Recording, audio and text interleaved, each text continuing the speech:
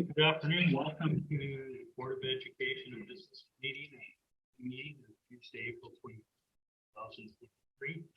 You're respectfully acknowledged that the meeting tradition and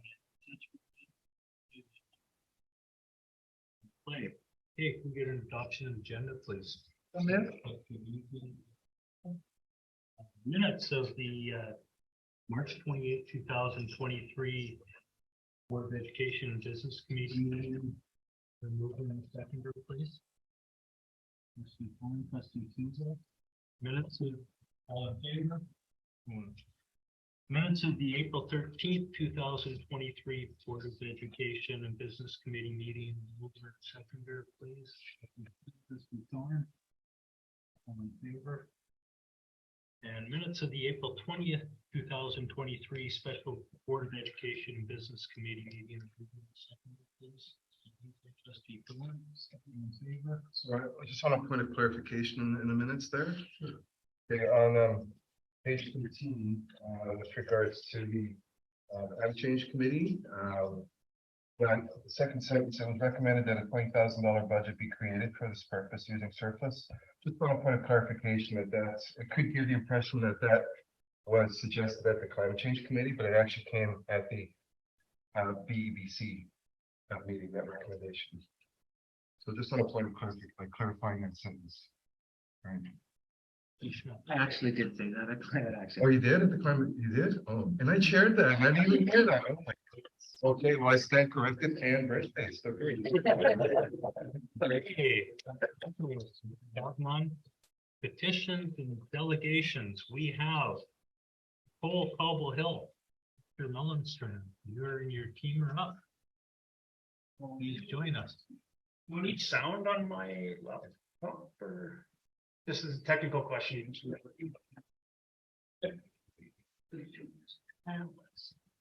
got this.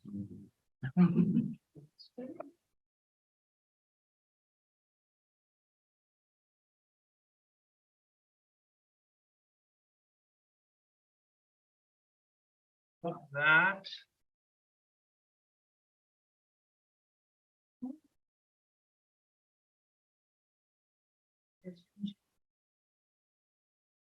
Go.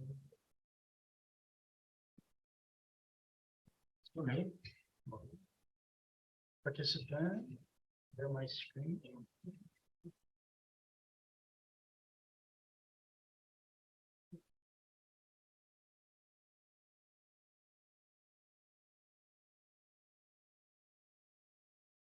Okay.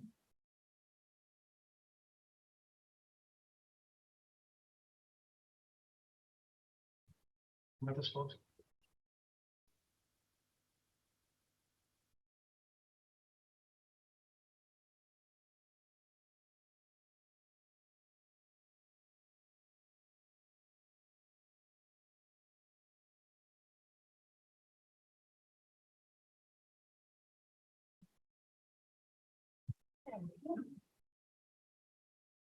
Great. All right.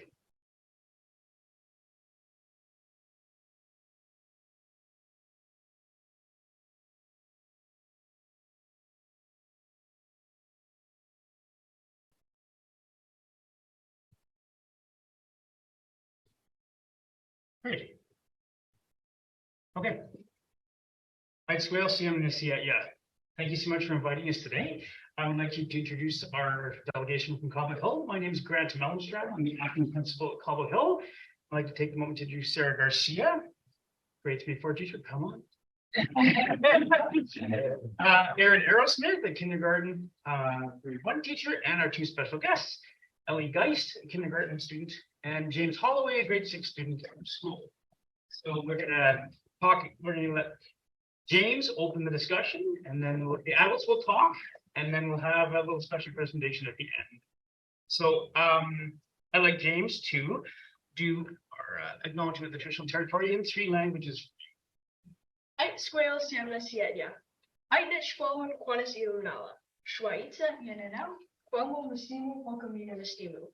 Je veux reconnaître que nous sommes ici sur les territoires traditionnels non cédés des peuples Kawatso.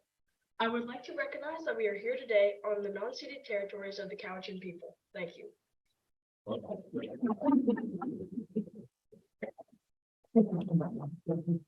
Should these, so our shape of our presentation. So here's the shape of our presentation. Thank you for the time. We're going to talk about our story. We're going to talk about our learners, our strengths, our stretches, and the goals ahead for our foundation of enhancing student learning. Our story is we are a kindergarten to grade 7 single track French immersion school in Cobble Hill, and we have been there for about 8-9 years, and it's a very rural setting close to a forest, some trails and beaches, and we have a very strong sense of family and community at our school. We currently have about 370 students enrolled. 8% of the students are identified as Indigenous, and 5% are English language learners. Our strengths, if you'd asked a lot of the students what they love about the school, these are some of the comments. It encourages us to show kindness and empathy towards others. We have lots of clubs, robotics, chess club, rainbow club, variety of sports. We have a forest which the students love to participate in and go with their teachers. And they say our teachers are nice when they have a lot of fun. Looking at our data from our student learning surveys, you can see here that many of the students feel safe and comfortable at school. And also a lot of them, if not almost all of them, feel that at least 2 or 3 adults care about them. We also are very committed to including all learners in the ability to learn a second language. We're a French immersion school of choice, but we encourage all learners to come, and we welcome students in kindergarten to grade 1 to enter the French immersion system if they've never spoken French before, but we encourage all learners to come and celebrate the language with us. As far as the goals for our foundation for enhancing student learning is concerned, these are our stretches. We have noticed that us being a French immersion school, oral language is a very important part of what we do. And so you'll see here that a significant number of students still need a bit of work with their oral language proficiency. And this is data that we've collected from our report cards. Also, phonemic awareness, particularly in grades K-3, when a student comes to Cobble Hill for the first time, learning French as a second language is very important, particularly with regards to our phonemic awareness and developing literacy skills with the early primary learners. Another one of our stretches. And later on in the grades 3 to 7, we discovered that with our report card data and also information from our learning inventories, that the students need a bit of work with regards to their French writing skills, their conventions, spelling, and their grammar. So that's helping us guide goals. Excellent. And so therefore, goal number 1, to improve phonemic awareness and phonics across the grades kindergarten to grade 3. And the second goal is about French writing across all grades, grades 1 to 3, generating ideas, and grades 4 to 7 with conventions and vocabulary. And of course, the overarching goal is oral language, to make sure they become proficient in the French language before they leave our school. Je peux demander une question? Oui, en français. Est-ce que le premier, est-ce que ça c'est en français ou en français et en anglais? Oui, c'est tout en français, primaire et maintenant jusqu'à 3e année. Okay, so for those of you who want to speak French, phonemic awareness is exclusively in French up to the middle of grade 3. So from kindergarten to grade 2, the students receive 100% French instruction. And so phonemic awareness is in French up to that grade. So that's a great question. Thank you so much. And so now we'll talk about a little bit what's happening in classes. Since I'm enjoying the PowerPoint, I'll go first. This is an example of, I've been teaching in a grade 6-7 classroom, and since one of our goals is improving French writing with regards to grammar and conventions, this is an activity that I do in my class. You'll see on the desk, there's 2 pieces of paper. One is a little sticky note of yellow, another one is a paper inside the binder. The sticky note of yellow, James, what do we do in that sticky note? The ENT. Yeah, the words ending in ENT, for those who don't speak French, once they get used to the language, specifically when it comes to reading French, any word that ends in the letters ENT is a challenge for French language learners because they have to recognize whether they pronounce the ENT or not. And so this little sticky note is my little way of getting the kids to realize how to separate the difference. And In the second picture, in the duotang, there's a list of what are called mots de haute fréquence, so high frequency words. And so we've developed in collaboration with our staff, we've looked at a list of high frequency words in French that we expect all the students to know proficiently before they leave grade 7. And so we do a variety of activities, word study, sentence construction, sharing, just to sort of get the frequency of those words. And so that's sort of one strategy that we use in the intermediate grades. Now I'm going to get Sarah to talk about her goal number 1, which is phonemic awareness. Great, thanks, Sarah.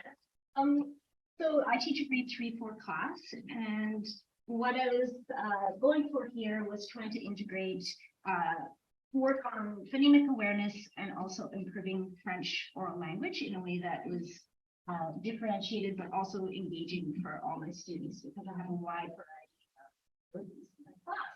And so the first picture there is showing you an example of a word list that the kids were working on. And it's an example of a certain sound blend in French, but all the kids were working through different sound blends and different lists. And I gave them a variety of tasks to do with those. They had to organize them in a certain way, and they could come up with how they wanted to organize them. So this group in particular decided to organize these by how many letters were in the word. That's why those numbers are there. But everyone did it in different ways. We did a variety of different activities to familiarize themselves with the words, what the words mean, and how to pronounce them, and then identifying the sounds in the list. Then the far right picture shows you the next task, which was to take 6 words from a list and work with a partner to create a script for a puppet play. And so they had to use words from their list, and build sentences together, and they worked in partners for that. And then finally, they came to the puppet, as you can see in the picture, where they got to collect the puppet collection, and then we got to practice the script many, many times, working on that oral language again and again, and then so that's an example of what we're doing after 3-4 though. And last but certainly not least, I'm going to get Erin Aerosmith to talk about what's happening in kindergarten grade 1, and then we'll have a little special presentation. So in primary grades, because it's French immersion, because it's their second language, what we're trying to do is build their oral language, their vocabulary as much as possible. And as part of our PLC days, we've worked on some ideas for how we could integrate more phonics, more phonemic awareness into daily lessons. And then how we could get together as a larger group and share some learning together. So the pictures there are from our kindergarten grade 1 sharing day that we had in February. And on the far right-hand side, one of our kindergarten teachers taught a dance in French. So it was the children followed the instructions. Do à do, face à face, donne la main et change de place. So that was the little dance they did, listening to the words and saying them together. They taught the other 2 classes that were there that little dance. On the far left-hand side is our other kindergarten teacher, Violet Okifara, who is doing the Jolly Phonics alphabet chants with her students. They were all memorized. They did one letter after another, did the chant, the action. You might know them in English, say for from that. Through as many letters as they learned, we all did them together.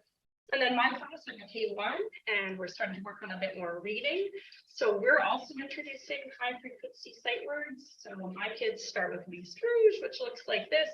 10 little words in French, just the words, and then they put them in sentences. And to move up to the next list of sight words, they have to read them to me so that they've got them really well memorized and they can read them. So we decided to teach our Lise Rouge to the other 2 kindergarten classes who hadn't done that yet. So we made a big version of Lise Rouge, and each kid in my class had one word to say with a partner, and we taught the kids in the other kindergarten classes the words and then did a few sentences together. So Ellie, my student from my kindergarten class, would like to show you a couple of the words that she knows. Voilà, James. Ok, Ellie. Alors, aujourd'hui, on va faire beaucoup de mots dans l'histoire. Premièrement, bon. Et puis, très bien.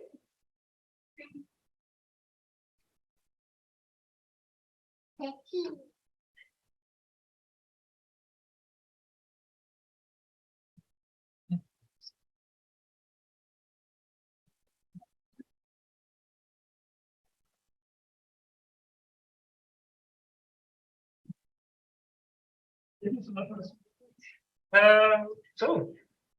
in conclusion, we love our community, love what we're doing at Cobble Hill, and we look forward to our goals for the next 3 years. Also incorporating some student voice in our festival, and really looking at the real world opportunities they have to develop their language skills that will hopefully make them really great bilingual educated citizens of the world. So thank you for your time.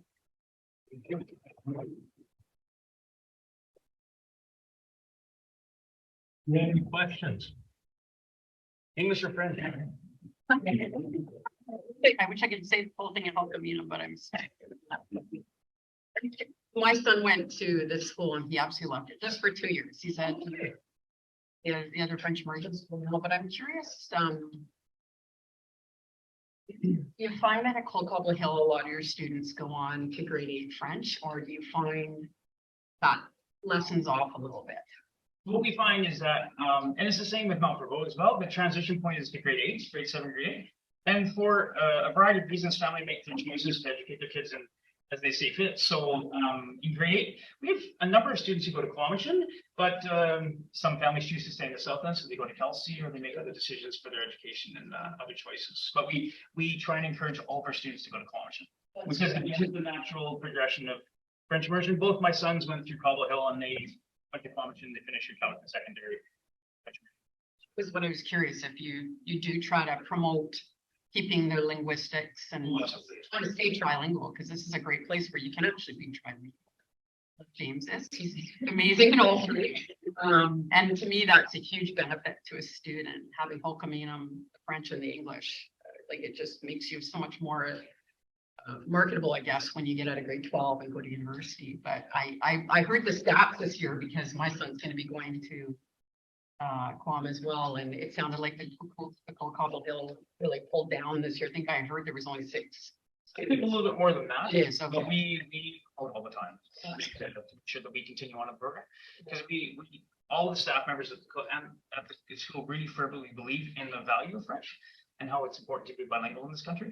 So also we speak Hokamina every day. It's part of our school announcements that we do. So it's traditional greeting is something that we practice every day, Joe. So and then actually, I wanted to say to you, my son, when he came here, he went to your school and he couldn't get over the opportunity to learn Hokamina, and so your school does a great job of that. So I commend you for that. He really enjoyed that at your school. So that was a great presentation. Kid do the first part of our reading. yeah, I don't want to take up any more time, but every day for the analysis, and we had an assembly yesterday. The entire school recited the traditional territory, which is great. So it's just something that we really value and something that we've encouraged all of our students to try. So there we are. Thanks very much. First of all, I want to say thank you for bringing the kiddos. It reminds us every day why we sit at this table and why we do homes for friends like yours. So thank you. A young man, wow. Was beyond impressed. And it's just so wonderful to see who you are now, and one day hopefully watch you walk across the stage and have those 3 languages mastered as you graduate and to move on to greater things. So bravo. And you, young lady, were marvelous. Thank you so much for coming today, wearing that beautiful dress. You keep up the good work. I look forward to coming to your school soon. I will say thank you. You stole my heart. Because when you speak French and you speak my language, shows me great respect. It's something that I hope everybody in this room listens to when they hear a few words, what it means to someone. To be proud of being the languages you're learning, that's a big accomplishment in my day. And it's been a while. We were lucky that we got past Laporte. They would just show you that. We could hearing you guys, I'm like, well, I know I've been there a few times. It's one of the funny things. I have to raise my hands to you because you know what? It's folks like you that's going to get everybody to walk side by side by showing respect to other cultures and other languages. And I would really proud of all you teachers for what you're teaching. Because that's for me. It's really good because that's the last thing no matter. I'm not just saying it because I want to say it. I'm saying it because you. All right, thank you. That's it. Thank you very much for coming and you enjoy it. Of course. Of course.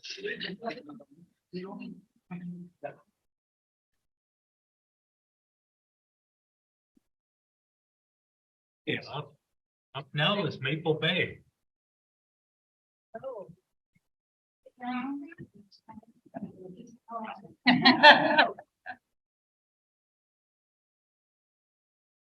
Gonna get organized. No, not that. I'm running out. I'm so sorry. Okay, closer. Just not trust who's doing. Can't do. Oh, I'm sorry.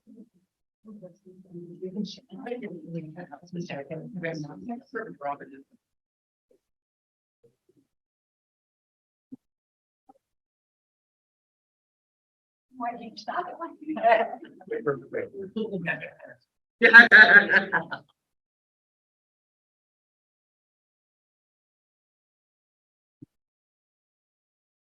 Vanessa, it's just bothering me greatly. I'm happy to roll her out of there. And just so I can, I feel like it's kind of blocking. Thank you very much.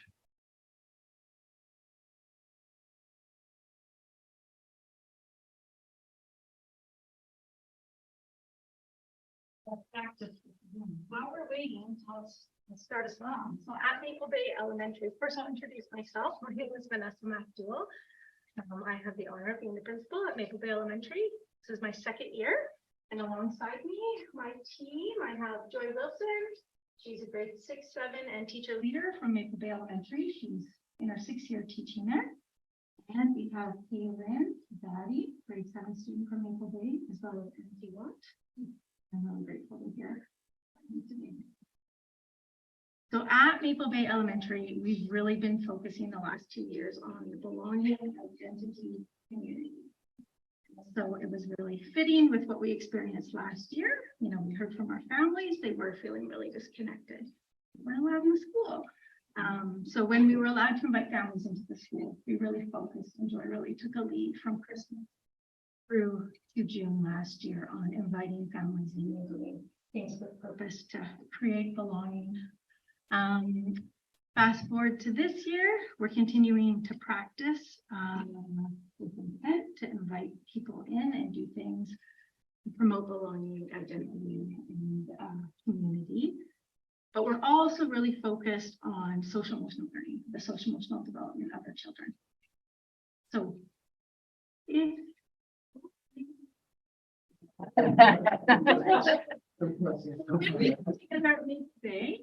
coming together in a group causes people anxiety and stress. Not all people, but some people. So we always start with a Hoberman sphere or many other tools like our starfish breathing. So if we collect ourselves by using tools like this. Thumbs up if you've seen something like this. Nice. So we teach our children, if you would entertain me, to take a deep breath in and we hold for 5. And you are welcome to shut your eyes, counting to 5. And when you're ready, release.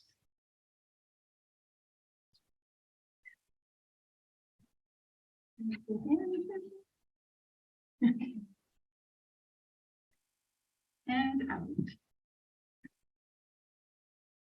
Kids are telling us that it's really, really helping them. Most of our teachers are starting their day in that way with an emotional check-in and a breathing activity. Breathe, Vanessa.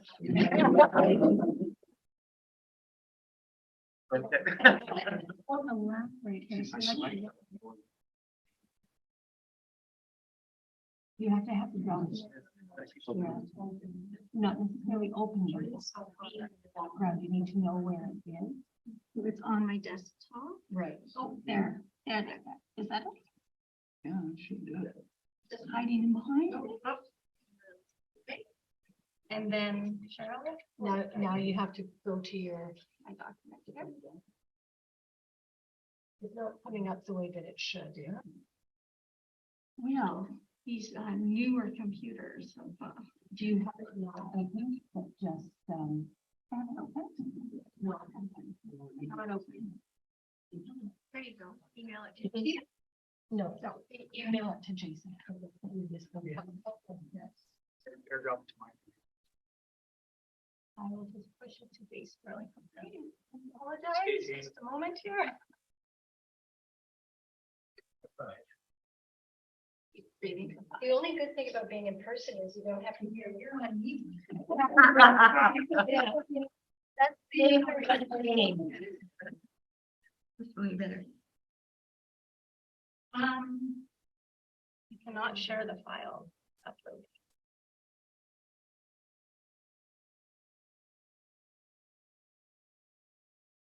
We will carry on.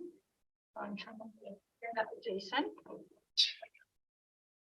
So at the beginning of the school year, we came together and planned several activities for that first week of school, when children are not yet in their new classrooms. And so we were very purposeful in planning activities that brought us together as a whole school community. That was through September. We carried on at the end of September using these two texts as foundational anchor texts. So the message, we formed a circle, we had our adults in circle around our children to try to replicate that sort of embrace, that caring. We read both of these picture books and we've used them as a thread this year to give that message to kids. And we're using them as a way to solicit student voice as well. So what is it that you need? What do you need and how can you hold each other up? It's been a very powerful metaphor to help us in problem solving in a healthy, positive way. And of course, our hopes, September is all about hopes and dreams for the year. And so we continue to loop back. What do you hope now? What do you hope? Have you achieved your hopes? How can we support you? That can be applied to academic learning, literacy, numeracy, as well as personalized learning and our specific focus around social emotional well-being. All right, well, we will carry on with the visuals. That's unfortunate.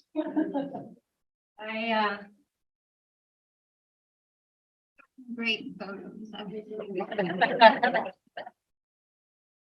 should have brought me.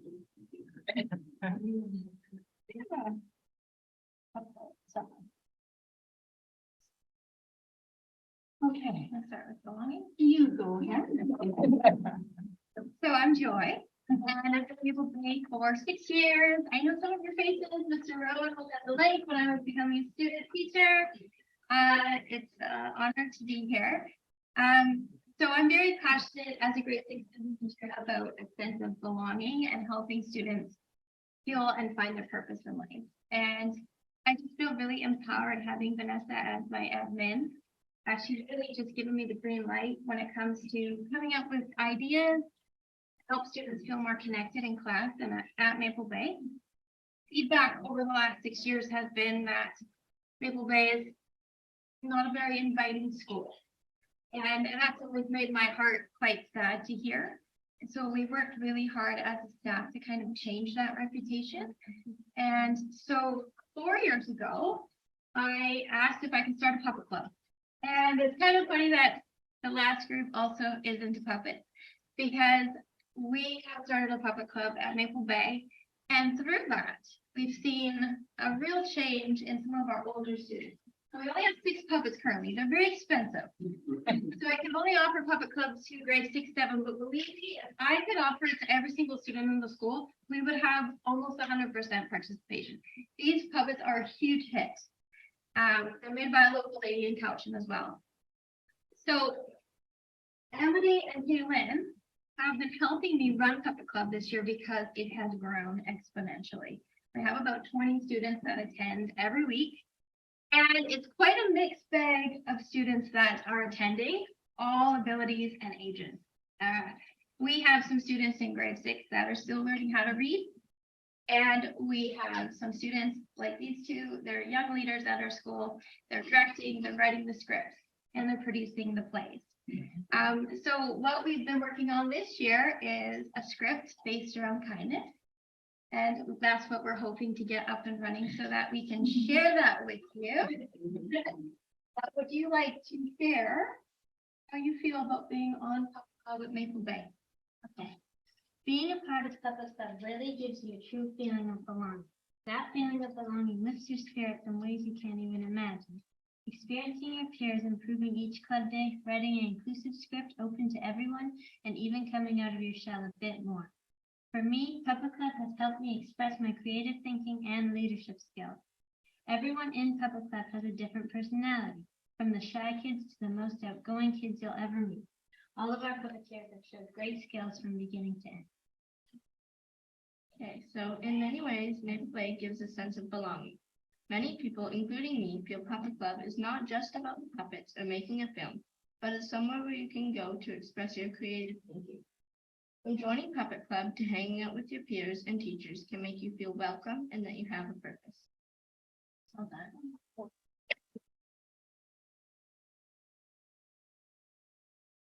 I can speak to the young ladies. They came to me this year because I get the pleasure of teaching them both. And the fact that they're here presenting to you today just shows their amazing growth. It brings me to tears really, and I will cry for you all, but I'm very proud of the leadership growth I've seen in them. So this is our puppet team. We're missing 2 or 3 puppeteers. And these are our giggle puppets. This was taken last week after we finished filming and editing our section. So what we have for you, we did a brainstorm of all the reasons why we like being a puppet club. But this is our little production that was completely student-led, which is very important.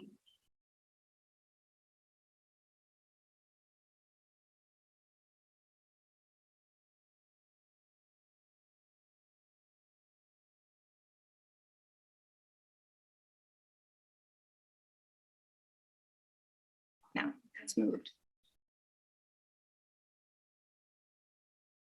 There we go. Thank you very much.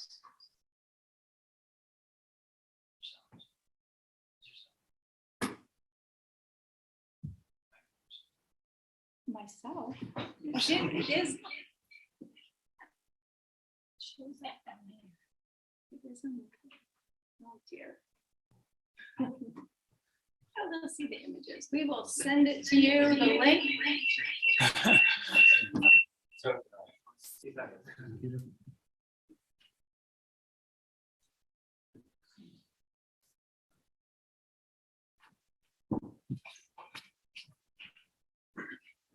Okay. It's because it's coming to the.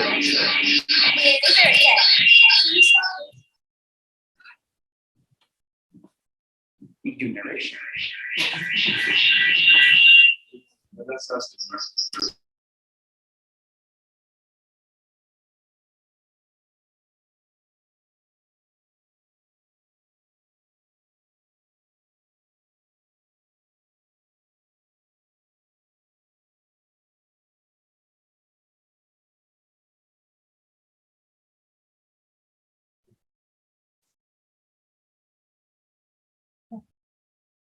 Can't wait. We have an assembly on Thursday.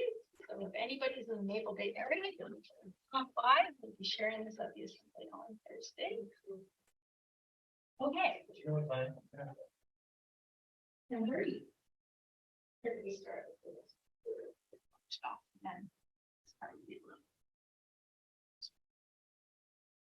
Okay, back on.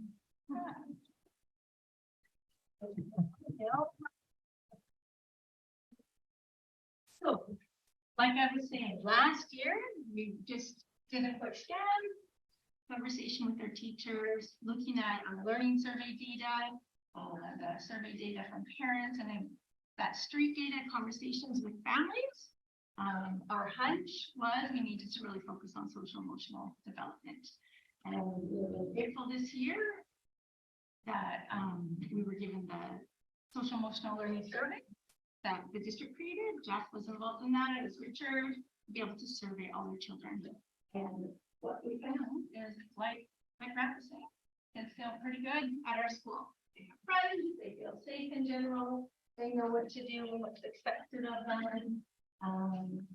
They can feel like we treat everybody. And they know who the adults are. They also, they had two or three adults that care about them and they knew who to go to. And these are just a few of the identified areas of need. This is what really targeted our work for this year, especially the latter part of this year, starting in January. Just kids, there was about, I don't know, was it about 40% of children were saying that they had witnessed other kids being teased or insulted or threatened, and they didn't know what to do about it. Or they had received that insult, threat, or teasing, and not sure what to do about that. We were naming emotions, knowing our emotions, and being able to talk about our emotions, but not really sure what to do when we're in that state. So when we're angry, when we're overly hyper, or worried, what do we do? That's all that stress response, that heightened arousal. What do we do with that when we're in that state? So that's when the second sort of focus. What are the tools and strategies? And making friends. That's always a tricky one. Our children, K to 7, we believe is a K to 7 school. So we know, we understand child development and social skills change and become more sophisticated and have more risk as they get into that grade 3, 4, 5 age. You know, so sometimes I'm approached as the principal by families that are frustrated because they feel like their children are being bullied. And so I listen to them and we talk about that big B word and we try to reframe that. I don't see any bullies at Maple Bay. I see children whose social skills have been impacted by the pandemic. They're a bit delayed in their ability to problem solve. And we are teaching them, and together we will teach them and fill in those gaps and move them forward. So we've done as a staff, a little bit with our students. I've started to engage the thought. What is the difference between mental health literacy and what is the difference compared to social emotional learning, and how those two pieces get together? So in my training around mental health literacy, I have learned that we really need to be explicit about our language and try to use consistent language. So here's an example of our social emotional learning happening, lessons and learning, one snapshot from kindergarten. So I love the photos of the children. So instead of, pointing to how they're feeling, they've created their own feeling pages. And so those were on their desk and they were used for the first few months of the school year. So when they were having those big feelings, and if they couldn't get the word out, they could point. So a communication tool when they're under some stress. So we're trying to build a community that is compassionate. And as adults, we recognize that in our social emotional learning survey, the adults in the building reported that they didn't really feel like they had necessarily the capacity to teach this.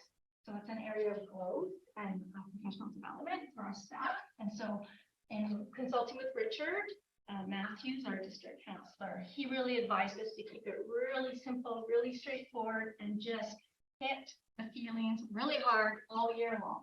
And so the one goal we have is that everybody's talking feelings as much as possible. The adults are modeling how they feel in the moment. We all feel frustrated.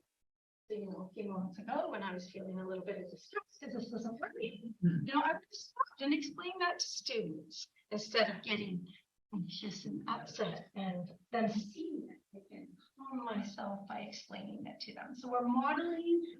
And we're finding that kids are being more vulnerable, they're being kinder to each other, and more empathetic all around. So yeah, school number 1, naming and knowing the difference between my feelings and emotions. I would like to pass it back over to our students. So Ms. Wilson here started the year with the EASE curriculum. I don't know if anyone's heard of the EASE curriculum, that's Ministry of Education. I learned yesterday actually on CFD, spearheaded the EASE curriculum. Joy started this. So I, through my own mental health journey, 2 years ago, took a mental health leave.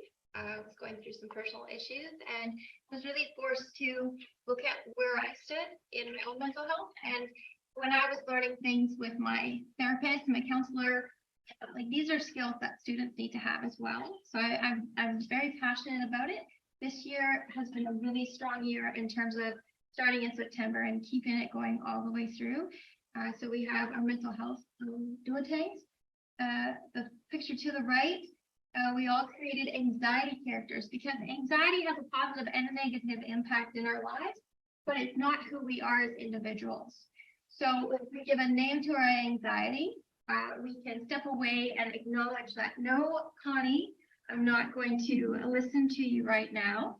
And I'm going to use one of my chill out strategies rather than let you take hold of me. So Connie was someone who Kaylin created as her anxiety monster. And once we learned to name our anxiety, we then learned where in the body we feel that. So we made little body diagrams. We did try to trace our bodies on the floor, and that went sideways very quickly. Picture person, labels are in our bodies. We feel anxious. And if the students really started to use this vocabulary, I'm feeling anxious missiles. And so Kaylin and Avani will let you speak a little bit to your social emotional learning. At Maple Bay, we have learned about all kinds of mental health, especially focused on anxiety. We have learned about the most common places to feel anxiety and how to deal with it, as well as why I am feeling certain emotions in my body. This category of learning has uncovered some questions many of us may have and taught us how to make a difference in our emotions. Right now, I am experiencing emotions of confidence, happiness, as well as feeling content as I am and where I am. As we move on with our mental health unit, we will receive a personalized booklet and including a classroom graph for the month of May to document our emotions. The wonderful teachers we have here at Maple Bay take our mental health very serious. Things we get taught on a regular basis can include how to identify our feelings and breathing exercises to calm ourselves. In our classroom, Miss Wilson would have us lie on the floor on mats and listen to meditation lessons to feel relaxed and calm.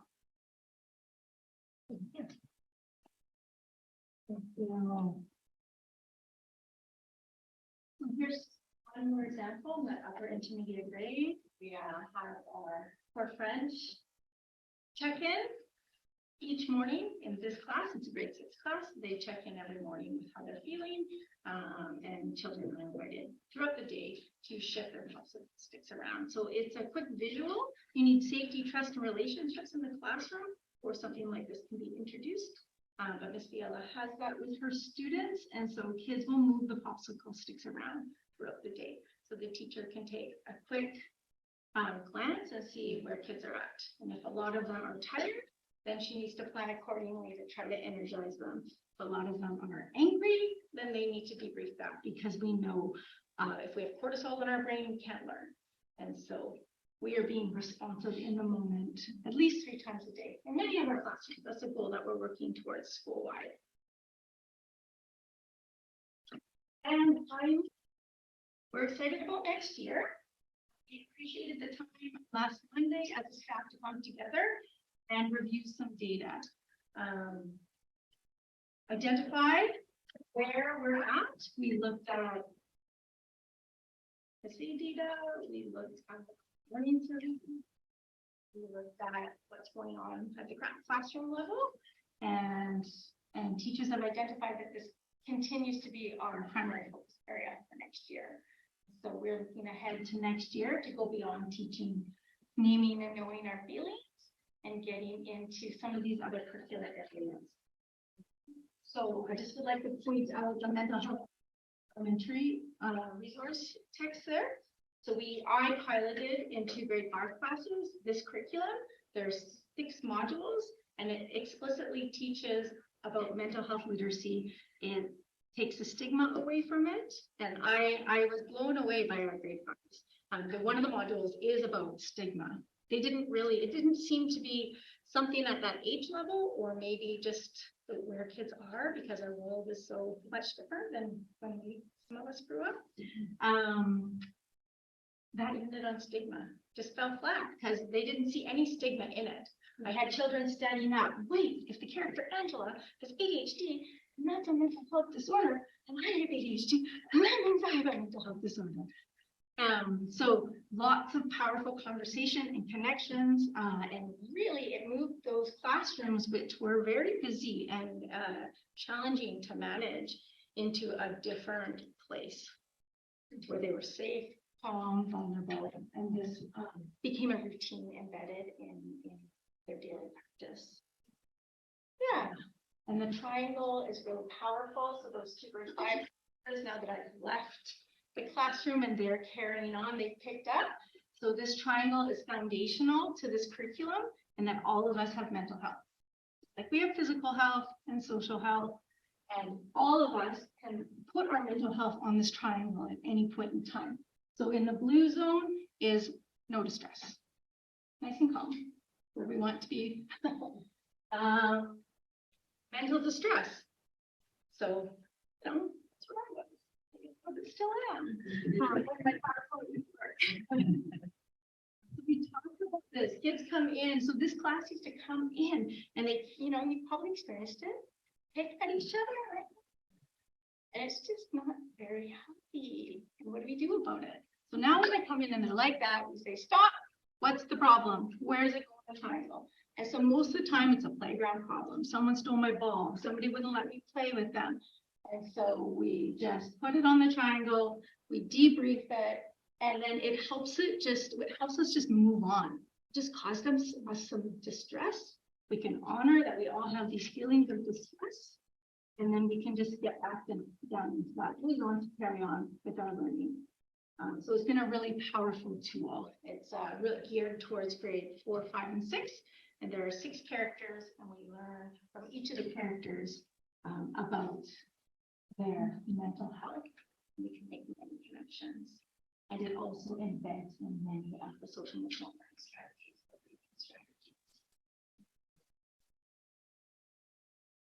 I think that concludes. I'm sorry, you couldn't see the puppet show.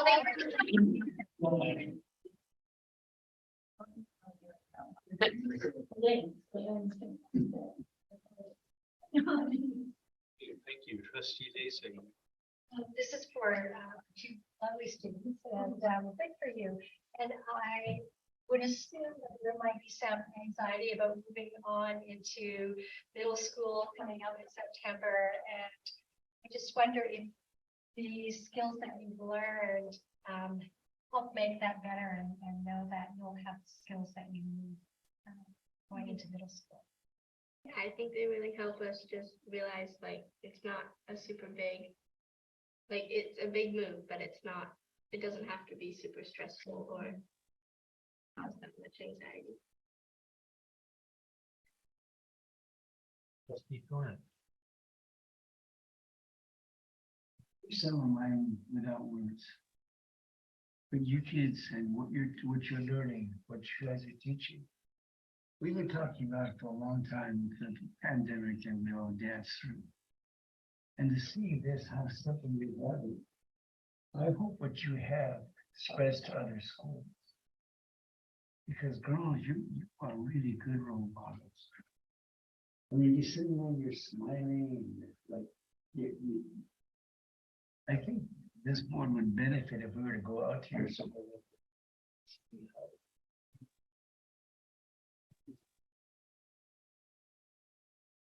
One never stops learning. And you kids offer something that everybody needs. And you made me go from feeling bad, now I'm smiling. Because you took it away, you're right. And I learned from it. So thank you. Trustee Schmidt. Yeah, thank you. So often over the many years that I've been around, one thing that we hear from our senior class kids is anxiety, that they'll go home after school and they'll go find a quiet place in their house and they cry. And we've heard it for years. and what you're doing in an elementary school age is unbelievable. Sorry. It's unbelievable. And the gifts that you're giving the kids by taking this head on and sharing your own personal piece, and it's brave, but your truths are so important. And I just want to say thank you for really diving in and tackling something that we hear often, but too often. So the work that you're doing is so important, and I'm really honored to witness and hear your stories. And thank you, ladies, for doing what you're doing. And to you too, kiddos. You're standing so tall. Your body language tells me that you got this. And to watch you so confidently believe in what you're doing. And being okay with it. Because we know a lot of kids aren't okay with coming through in front of people that make your decisions, and you guys were completely cool with it, and you're willing to share your story. And being able to share your story with a room full of strangers is amazing.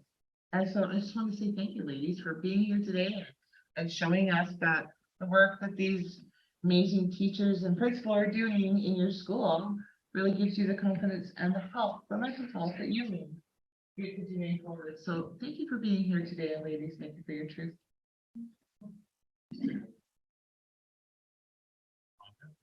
Question.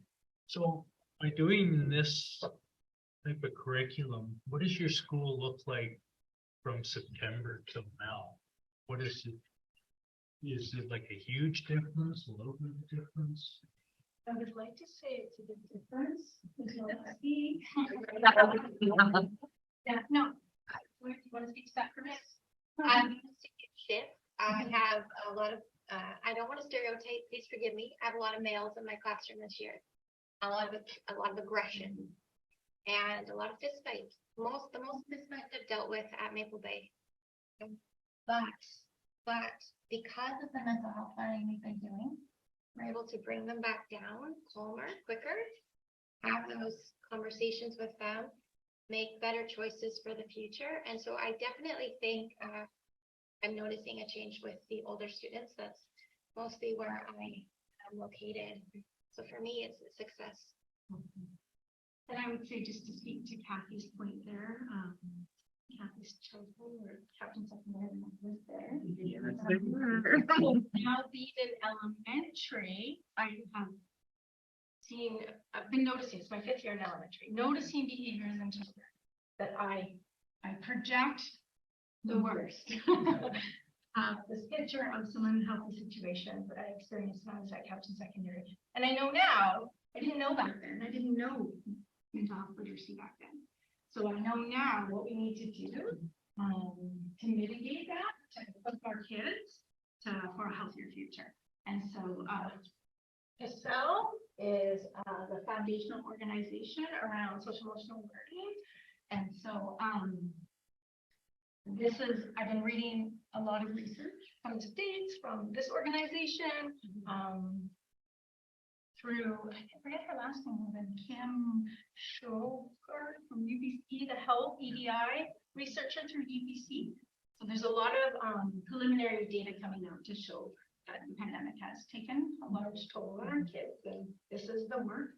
And when I dig into the work of PSL, it shows that we can't learn. We know that we can't learn if our brain is full of cortisol and we're in that heightened state. And so when we calm our body to learning, then we can learn. And in addition to that, then there's tools to talk about it. We see what's going on in our community, all around us, with exactly mental health. So if we can teach our children, that's that community focus that we're trying to have within our school community, but then a larger circle in the community. So when we see people that can help them, we can support them in a compassionate way and have tolerance and understanding. How long have you been doing this? Just this year? No, my last year was secondary. Debbie Ma was working for the district. I was invited to go to UBC and do some mental health literacy training for the grade 8 to 12. And so I was able to then move to Bench Elementary. And so I was able to teach that curriculum to my grade 7 students. So I would say 5 years. 5 years, that 3-day course that I took provided the foundation to my learning.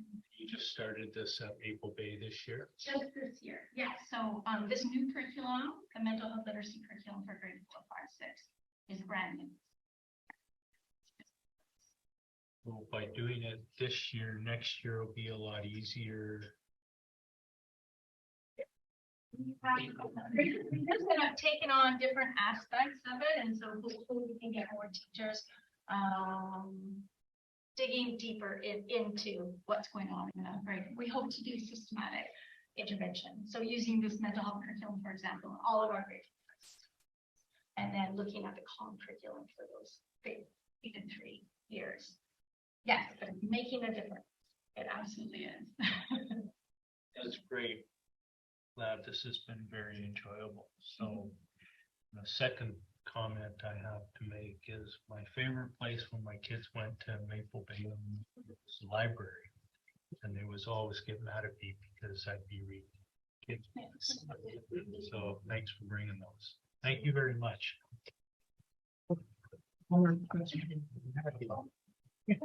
So, now I have to regroup. So this model is a little different than what old folks like me were brought up, where in terms of to be aware of feelings and to manage social emotional learning, you learned about it. People told you to be empathetic. And I find this really interesting because it starts inside ourselves first. So it's the idea then that by learning what's inside ourselves, that empathy and kindness follow, right? So you're not always saying, be nice, be nice. So does it emerge? Absolutely. That's where I've struggled with. How do we help kids intrinsically behave in this way? We watch this group mindset and mentality sometimes when they come together, and it's very unhealthy. How do we make that intrinsic shift versus just always lecturing and reminding them with words? Yes, we are finding that this practice, the dealing practice with equipping them with tools, we're finding in that grade 5 class has been quite transformative for them. And I guess too, is the other things that shows up in our strat plan is academic literacy. So you find that kids are better equipped to do that level of learning as well? Or do we know that yet? Or I mean, we know that brains are better with less, but I'm saying, will we, or do you ever see any of that translate into transition rates and all that stuff? Hey, my master's right now on the very top. Because I just submitted my research proposal. So our hope will be, yes, student engagement would go up because their cortisol levels have gone down, and happier students are happier learners. So that would definitely be our goal next year. I would say that would be a next step for sure.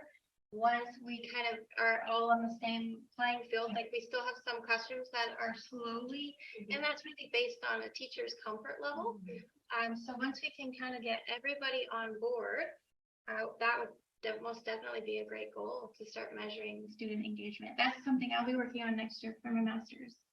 Well, I think you're all on the cutting edge of this stuff, and thank you so much. That's all of you.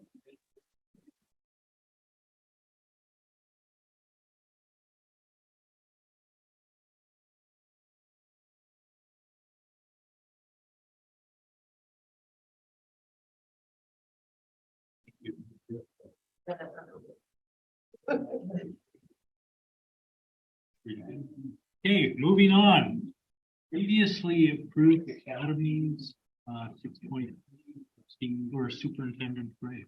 I'd like to invite up Director of Inclusive Learning, Jeff Rowan. He will be working through the number of briefing notes just to go through the process and provide an overview.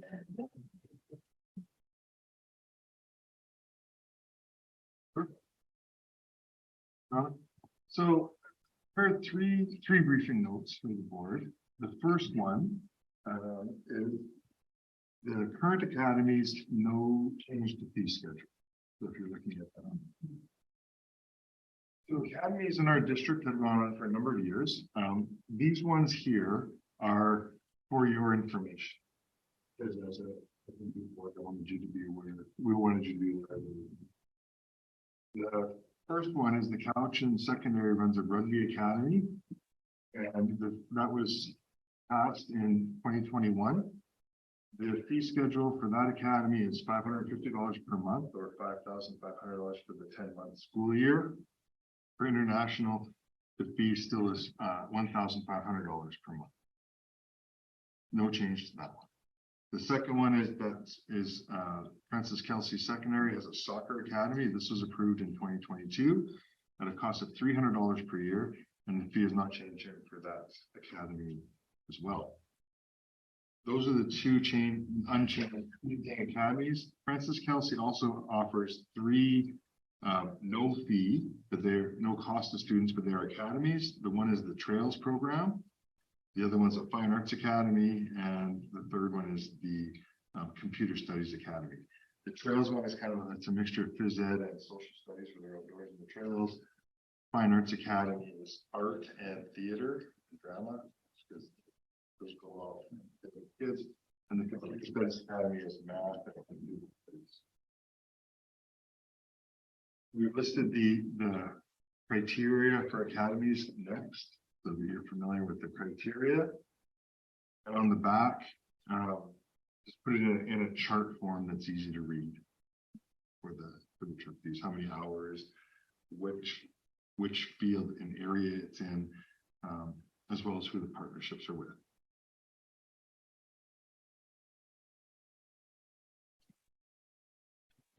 At the very bottom, you'll see that the recommended action here, these accounting documents have already been approved and are established. As there's no fee changes, the board is asked to approve the academy fees for 2023-2024. So there's an action motion below there for your consideration. So the motion is that the Board of Education and Business Committee recommend that the Board of Education School District 79 Cowichan Valley authorizes the 2023-2024 Cowichan Secondary School Rugby Academy fees be set $5,500 for local district students and out of province, and $15,000 for internationals. We have a mover and a seconder, please. Trustee Schmidt, Trustee Thorne. Questions? Excuse me, I was hoping you could just refresh us on what we do for the kids who can't necessarily afford any of these fees, because I know we do have resources. There's and actually this is consistent for all the academies, but for academies, there are fees within the school. Well, sometimes that's by a plan. Schools themselves have fees for kids. Then fees on these ones also you can double check. But there's access to for the rugby one, kids sport, and some of those other outside agencies.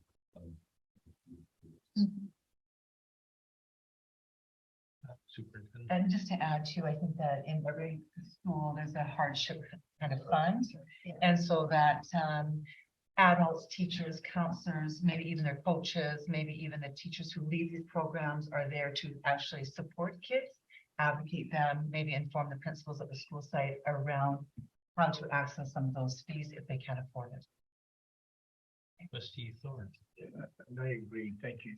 Because I was going to mention the hardship fee, but one of the things I've noticed, I do go and attend some of the games. I love to watch them. They get a lot of support. They're very healthy. And some of our coaching kids last year, my son being one of them, at U of A under a rugby scholarship. So they are scouted. So there is some good things in it. I remember when we first talked about it, I thought, that's a lot of money. But after seeing, you learn to believe. So I have no to say. I support Speak Prof.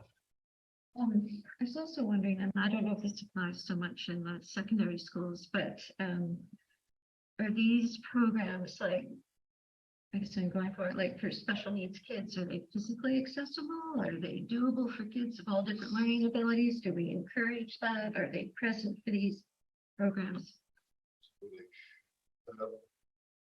Both of these programs are training programs, so they're definitely accessible for everyone. In terms of gameplay, these would feed into possibly community teams and school teams, but it's a training program, so it would be open to all. So, all in favor? Motion carried. Hey, we have another motion here.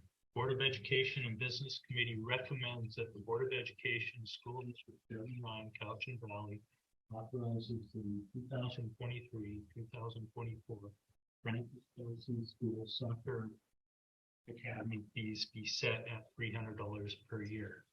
Let's that the Souza. Any questions? All in favor? Motion carried.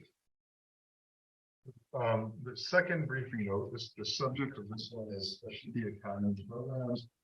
Looking at how these with the fee change for the next school year. Purpose of this briefing note, to bring it to all of the board's attention, is that there is a proposed fee change for the Cowichan Valley Performing Arts Academy and the Francis Kelsey Ice Hockey Academy.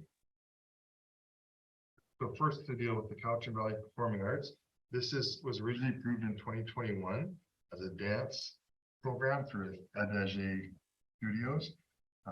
It then in 2022 expanded into more performing arts, so in addition to just dance. This partnership is between CVOL and BEBC Studios, and the proposal is that it would go from $325 per month to $425 per month for the next year. The BEBC Studios, this one here does provide the opportunity for a number of kids in our district or surrounding areas that may or may not have come. It can be for outside of our district, basically. This does draw some students from our surrounding areas. Second one with the fee change is the Francis Kelsey Ice Hockey Academy. This was actually originally done in 2013, and it was through an outside program, so it cost a bit more. It came into the school. We were running. It was being run as a class. There are hockey programs in Souk, Saanich, and Nanaimo that have traditionally drawn students away from the Cowichan Valley to go there. So this is a choice to play hockey here in your own community. The main reason for the change from $300 to $450 per year is it's going to be extended longer next year. There is inflation, but it's also extending beyond the first semester. So there'll be more ice time. Again, we included all the academy criteria on the back in the chart form, where you can see the credits and hours and the area that these academies work in. We have two motions here. So the first motion is that the Board of Education and Business Committee recommends that the Board of Education School District 79 Cowichan Valley authorizes the 2023-2024 fees. The Performing Arts Academy at Cowichan Open School be set at $425 per month or $4,250 per year. Seconder, Trustee Schmidt, Trustee Souza. Any questions? All in favor? Motion carries.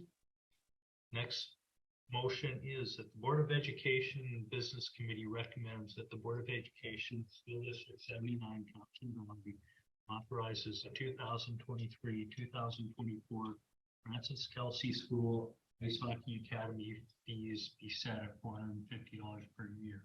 Mover, seconder, Trustee Nize, Trustee Thorne. Any questions? All in favor? Motion carries. Okay, and the third briefing note. So this is the subject of this one is the specialty academy programs. And the proposal is to add 2 new specialty academy programs at Francis Kelsey.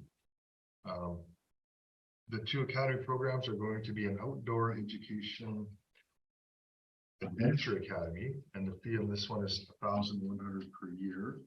The second one is an equestrian academy. The fee structure for equestrian would be $3,000 per year. So first, some information about the outdoor adventure academy. This academy is for that outdoor hiking, camping, paddleboarding, some very interesting and adventurous activities for the kids. It's being taught multi-day backpacking. On the second page, it's been great. They give us nice detail about what the different activities would be over the different months of the year. And also who the partners are with each of these activities. There is gear currently available at Kelsey, and they would be needing to purchase and add to that. The school will be taking care of that. Some of the goals and the objectives and the courses you can see are, again, it's related to the fitness and PE program, but it adds a lot of the health courses as well as outdoor wilderness survival.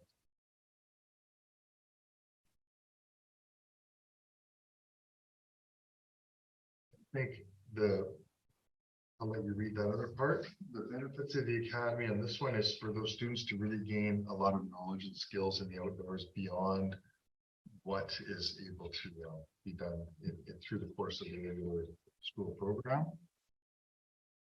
This is the first one in our district for these kind of programs.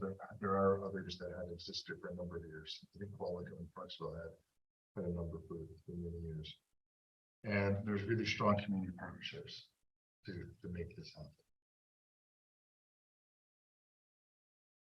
Again, the cost is $1,100 for the program, and the school has financial assistance again through hardship fees at the school or hardship accounts at the school. There is kids sport, community sport, as well as other grants that we can apply. The second proposal is for an equestrian academy, and this one here is for kids to work at Millshaw Meadows, which is just 10 minutes down the path from Kelsey, so it's a walkable time frame. It'd be a half a day for the semester. 4 different levels of riding within this program: introduction, novice, intermediate, and advanced. I think some parts here that are quite interesting is in the week there are riding lessons in the week, as well as stable management.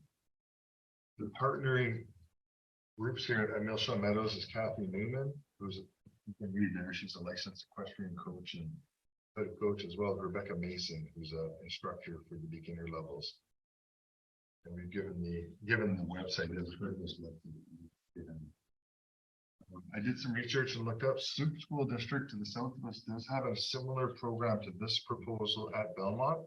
The cost for that one is $3,525. It also has a smaller program that just runs twice after school. That's at a lower price of $2,275.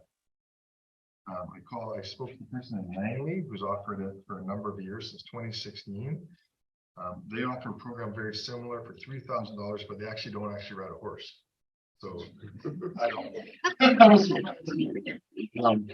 you learn about the horse, and the expectation in the Langley one is those kids would have a horse already. Ours is to actually for kids who don't they may own a horse, but they don't already own a horse. They can learn it. Benefit from that. And the cost for the Langley one is $3,000 with no horse. You get $3,000 with a horse. I think that's a big difference.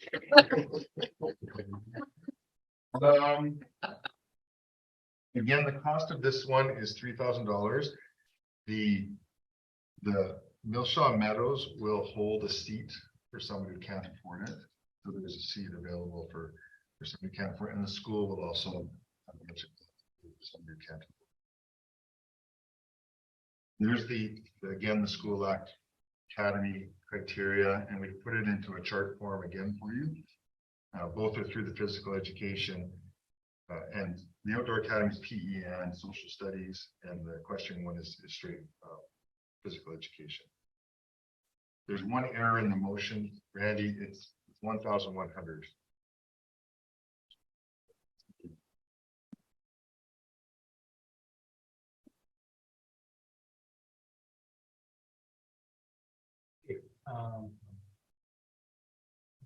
Read the motion.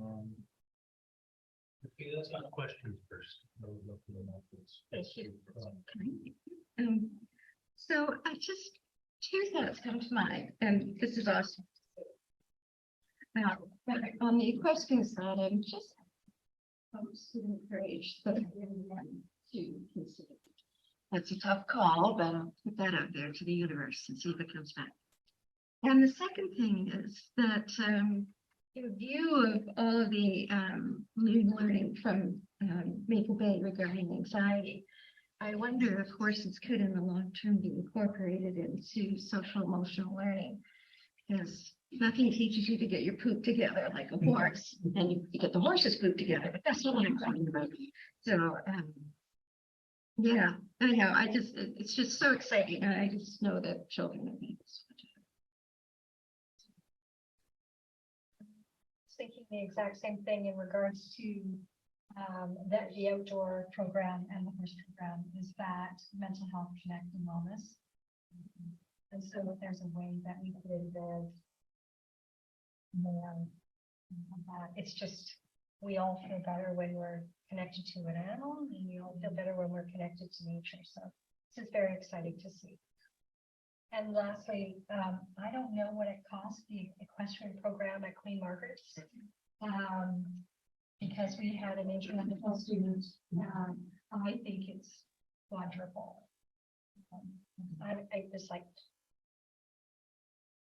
You can buy a really nice car for weekly charging. Trustee Souza. Thank you. Well, thanks. So I love the briefing notes, like they're really well laid out, and I especially love the charts. I read through it all, to reinforce, so thank you for that.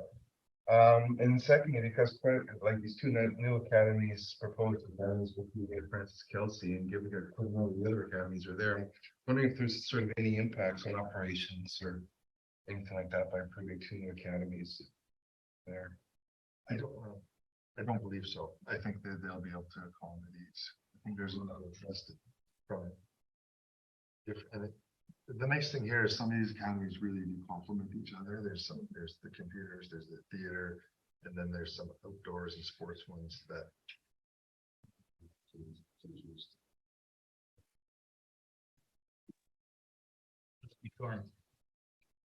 Today's been really good to come up with these things, and I think to myself, the pleasure I would get if I could relax by learning how to brush a horse. When I think about kids going hiking and how you can teach them to respect the environment, to learn about the plants and things. Anything that I see is beneficial for our children, I really support. And we've all said it, you're hearing it from everybody here. We're concerned with mental health. It's a big one. And things like this, when you said there's one seat for somebody, and if that child goes down and actually gets to feel a horse, I think you're gonna do something wonderful, and I like it. Anything for kids to benefit here and here within, they had that not the most swallow it all up.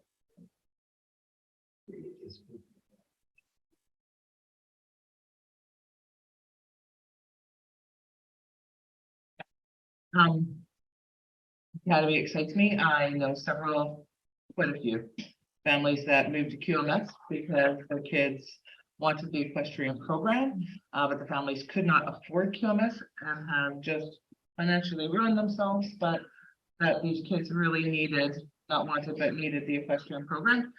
So I'm actually curious to see if this will draw out of the private sector back to public schools by having this academy. I know I'm gonna pass that over. I don't know if everybody's gonna know, but I'm just really excited to see that we're starting to offer these kind of experiences for our kids. So when these motions at the floor, I'll fully support them. You know, being that I'm still fairly new here, looking at the school district, it's so spread out. And it seems like other than the rugby that's based out of the Cowichan secondary, everything's sort of at Francis Kelsey. And I'm mindful with the equestrian, you have obviously a proximity, but you know, I think about kids up in Lake Cowichan or inner city, like, do they have to bus to Francis Kelsey? And you know, that costs a lot of money, etc. Takes them away from family time. And so does the school district, when these kind of programs get created, is it really off the backs of the folks that work at Francis Kelsey and they're big thinkers and they create these, or is there any effort to try to make it maybe more spread out so that other kids jurisdictionally can access this?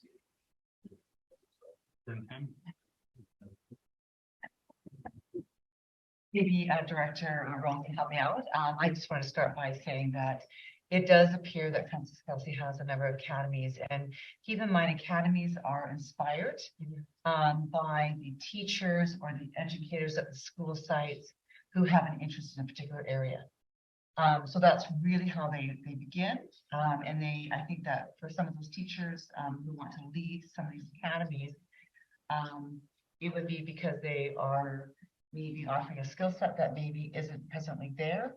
But I also think that Francis Kelsey is situated in, I'm gonna call it the mecca of the independent schools. And so the ability to offer things that will keep kids there, draw them there, also in the end of our school district where we can pull in a few that might actually go to another district. So I think it's something that, and of course, again, also 8 to 12. So Francis Kelsey has an 8 to 12 school environment. So the higher the number of the enrollment, the more academies the school can have, because it doesn't become the driver in terms of the course selection. So when you think about a Cowichan secondary, they're only a 10, 11, and 12. And so they have certain courses they have to take. And then of course, rugby was an area that inspirational for them, I think. And I think that each of our secondary schools, and I'm not from this area, nor do I have the history here, but certain schools have a certain culture and a certain lean into particular areas. So that's a little bit of the overview, but I think that they come to the table not because it's principals or senior team driving it. It's actually driven by the people who are in the schools who have an interest and a passion in these areas. You know, one other one to add, I think, is that I know Cowichan has a basketball class and they do run a face hockey as well. And it could be something that would easily become an academy if that would level up the district a bit too. We've been talking, it's sometimes is a way of, it's a good way of packaging and marketing so people can understand what the options are.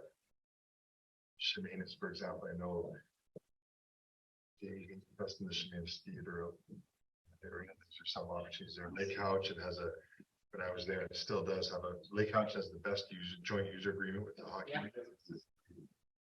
There's hockey classes running in Lake Cowichan.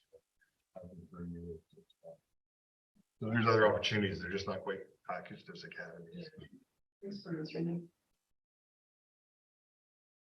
Thanks for that. I had a question kind of similar. Who are the teachers who started these programs at Kelsey? The equestrian, the mill shot did come to the school and we worked with the BEBC on that one. And that's been a couple of years in the making. There's a teacher, Karen Wellwood, she's one of those people that runs 120 miles in the woods. The past 3 years, and she's an ultra marathoner type, and she's taken all her certification over the last couple of years to do these other programs and is really passionate about it. So that one's a teacher inspired one. And the equestrian one, I think, is an opportunity because the facility is close by. I really think Cowichan could use some of these programs and like computers just to help draw kids in. Culture. Okay, we've got a couple of motions here. First motion that the Board of Education and Business Committee recommends that the Board of Education of School District 79 Cowichan Valley approve establishing an outdoor adventure academy at Francis Kelsey Secondary School and authorizes the fees to be set at $1,100 per year for 2023-2024. Mover and a seconder, trustee Souza, trustee Lise. Any questions? All in favor? Motion carries. Motion number 2, that the Board of Education and Business Committee recommends that the Board of Education, School District 79, Cowichan Valley, approves establishing an equestrian academy at Francis Kelsey Secondary School and authorize the fees to be set at $3,000 per year for 2023-2024. Trustee Schmidt, trustee Thorne, all in favor? Motion carries. Great, thank you very much, Jeff.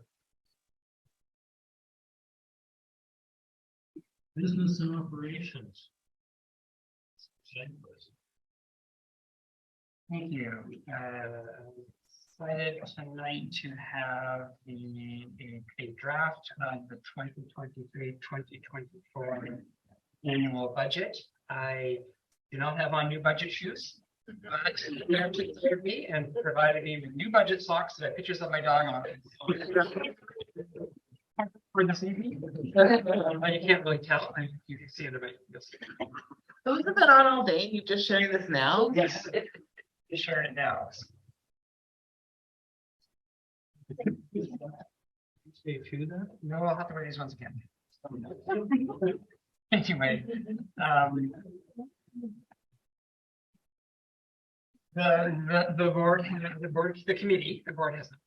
done the work for the committee, but the Board Education and Business Committee has been actively preparing the 2023-2024 annual budget. And I don't have a big presentation. There's a little left for me to really say about the budget. We were given direction at the last meeting to come forward. I did indicate at that time that we hadn't yet to incorporate the before and after school care program. So that is a new program that's been established by the ministry, and I'll show you here in a moment, where we now bring in those revenues associated with that program and the appropriate expenditures in its own program budget document. We had to work on this over the weekend, so it came out to you on Monday. Also today, we prepared the 2023 annual budget guided tour document. So this is a document that will accompany this budget as it comes to the board next week.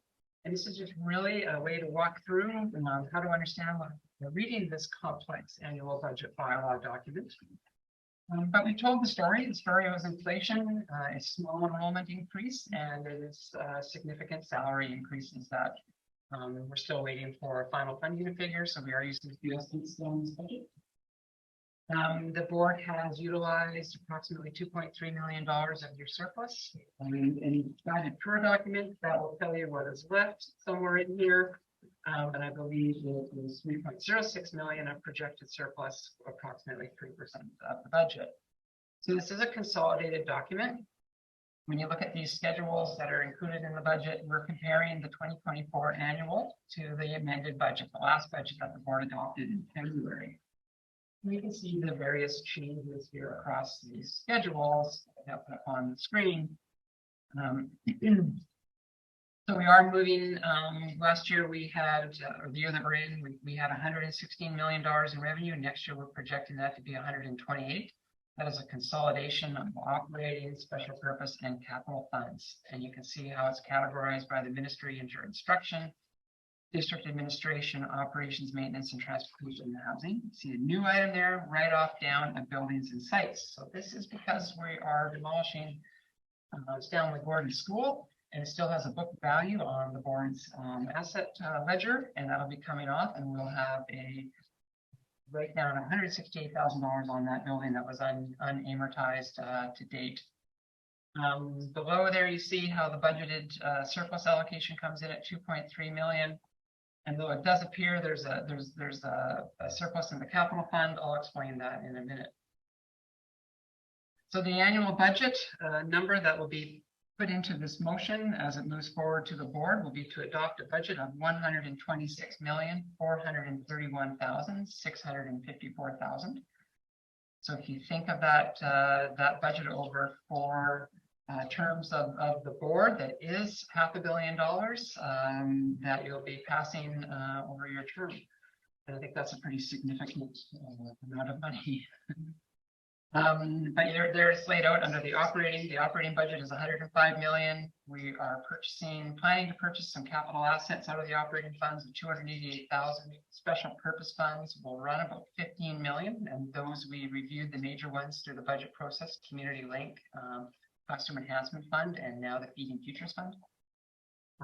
From those special purpose funds, the capital assets will be purchased from the annual facilities grant allotment. And then the majority of that capital fund total expense relates to site works that are going to be finished off at the Cowichan secondary property. So when we have site work, it doesn't get capitalized in the same manner and depreciated like buildings. There's nothing to depreciate. It comes straight into the expenditures rather than coming in over the life of the building. So a building might have a 40-year amortization. And as we build Cowichan secondary, we grab 1/40th of it every year and we bring it in as amortization.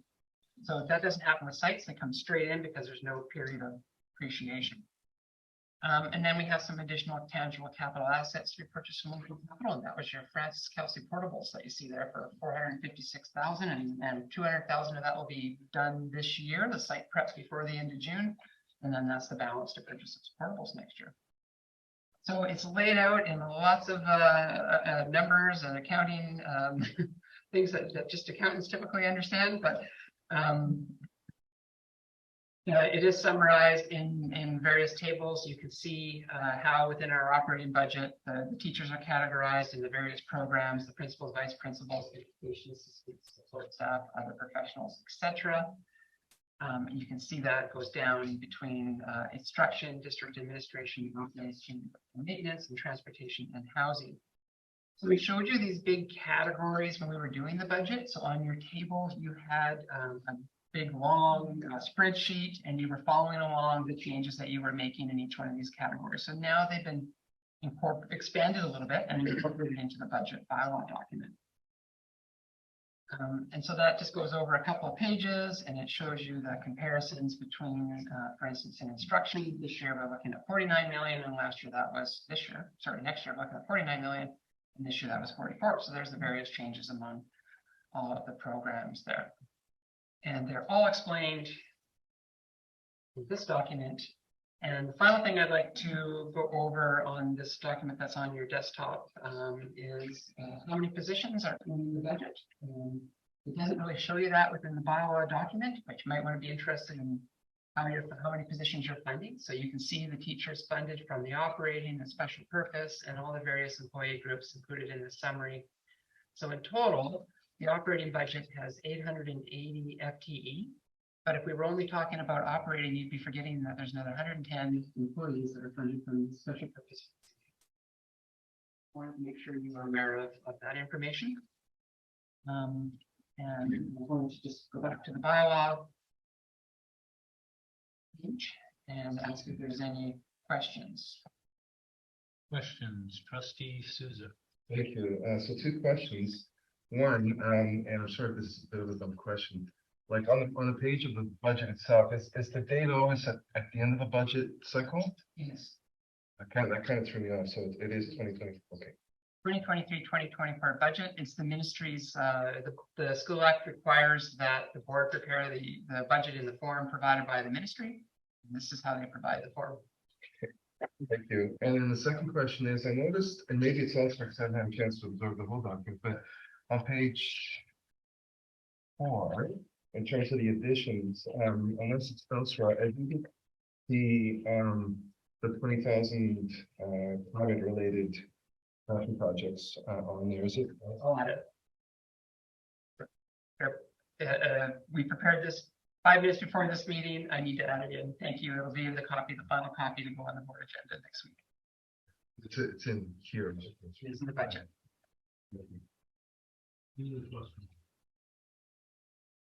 Okay, we have a motion.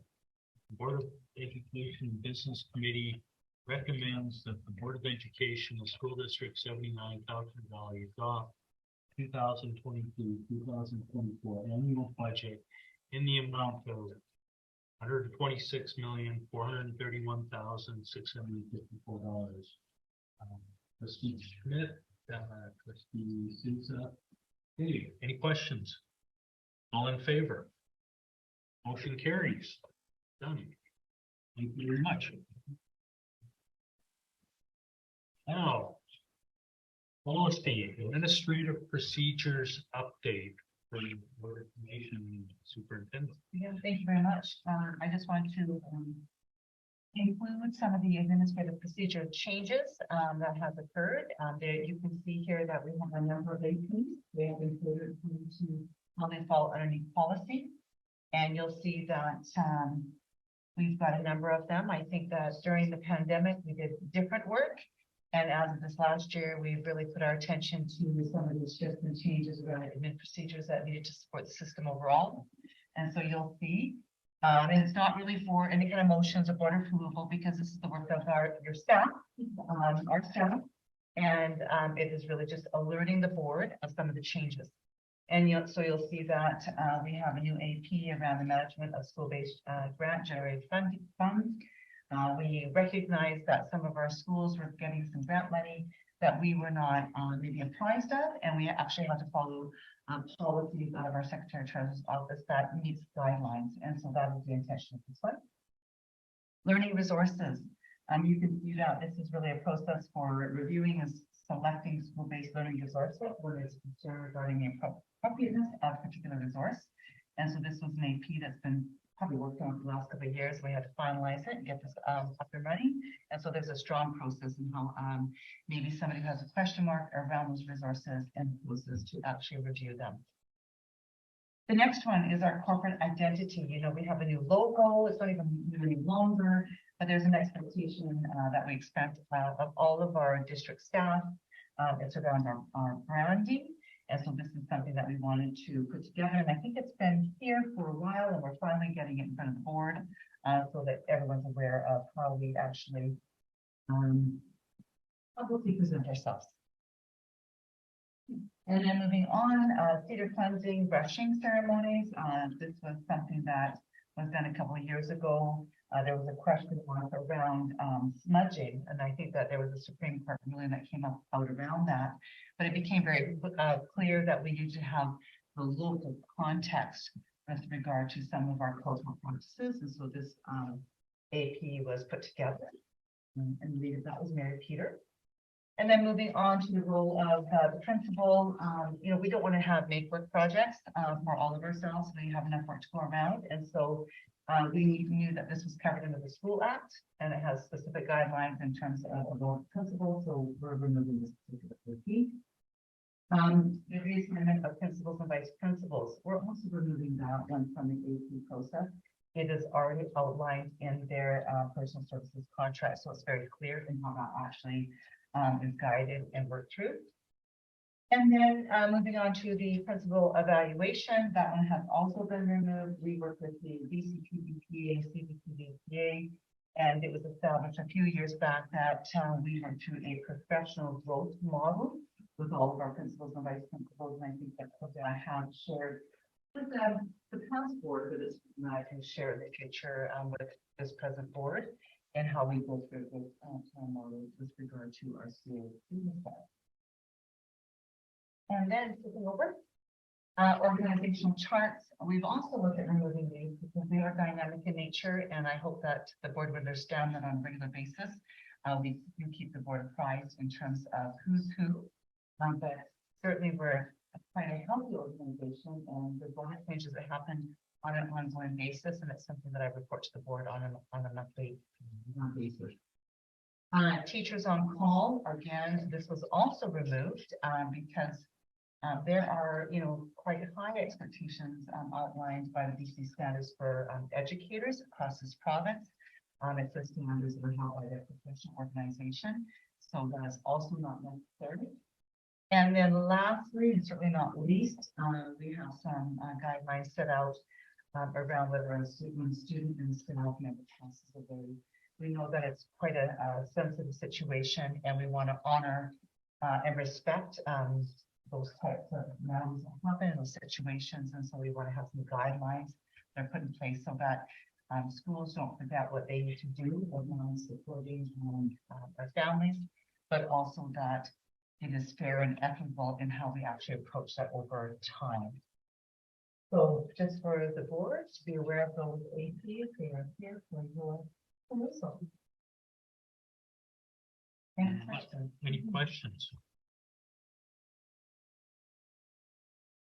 Okay, moving on. Item to the April 18th.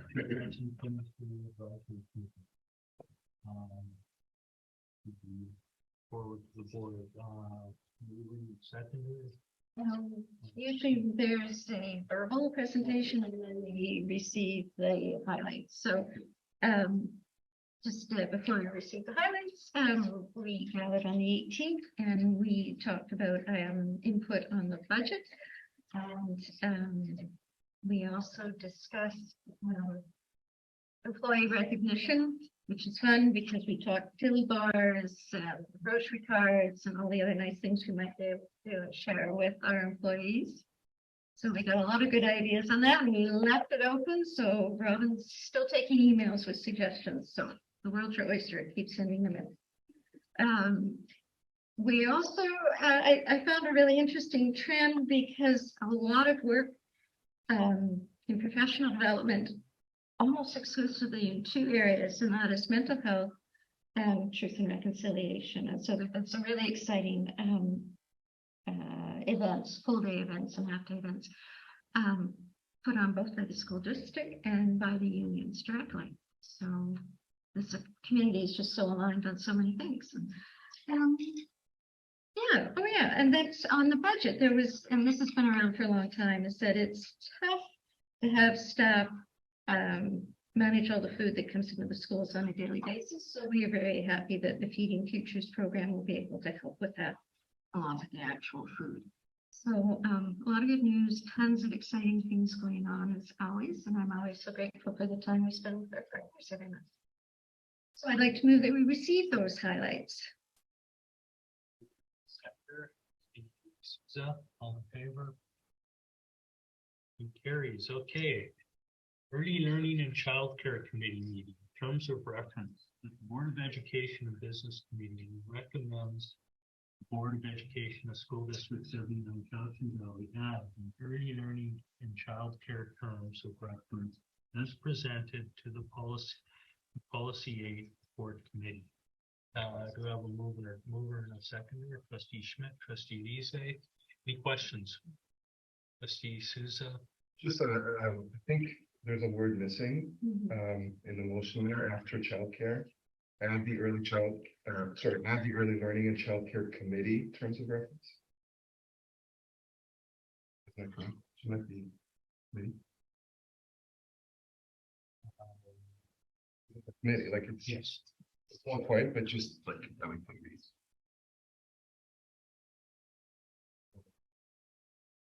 Okay. Make that change. Trustee.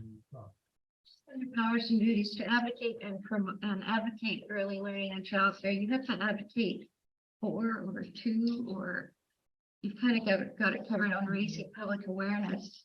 So I don't understand what the meaning is behind to promote and advocate early learning.